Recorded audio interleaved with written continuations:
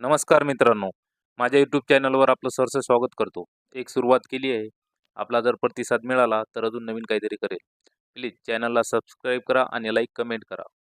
आजच्या कवितेचं शीर्षक आहे, म्हणून असते मुलगी बापाची परी. तर चला कवितेला सुरुवात करूया. मुलापेक्षा बापाची काळजी मुलगीच करते खरी. मुलापेक्षा बापाची काळजी मुलगीच करते खरी, म्हणून ती असते बापाची परी. प्रेमाचा पाऊस पाडते ती दोन्ही घरी, म्हणून ती असते बापाची परी. मुलगी म्हणजे असते मऊ पावसाची सरी.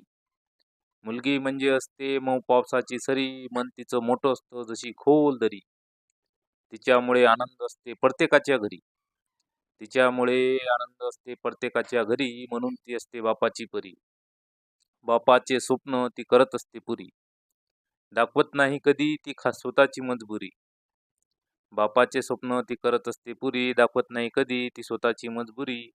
चढत राहाव्या लागतात तिला नात्याच्या पायरी. चढत राहाव्या लागतात तिला नात्याच्या पायरी. ती कधी असते सासू तर कधी असते सुनवायरी. कधी असते सासरात तर कधी असते मायरी. कधी असते सासरात तर कधी असते मायरी. साथ कधी सोडत नाही जरी मृत्यू असला दारी, म्हणून ती असते बापाची परी. मिटवत असते ती नात्यातली दुरी. मिटवत असते ती नात्यातली दुरी, बांधून ठेवत असते ती प्रेमाची दोरी. वाटत असते सर्वांना सुख, पण दुःख असते तिच्या पदरी.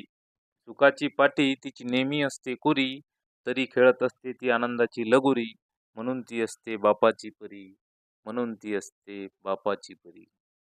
नमस्कार मित्रांनो, प्लीज चॅनलला सबस्क्राईब करा आणि लाईक कमेंट जरूर करा.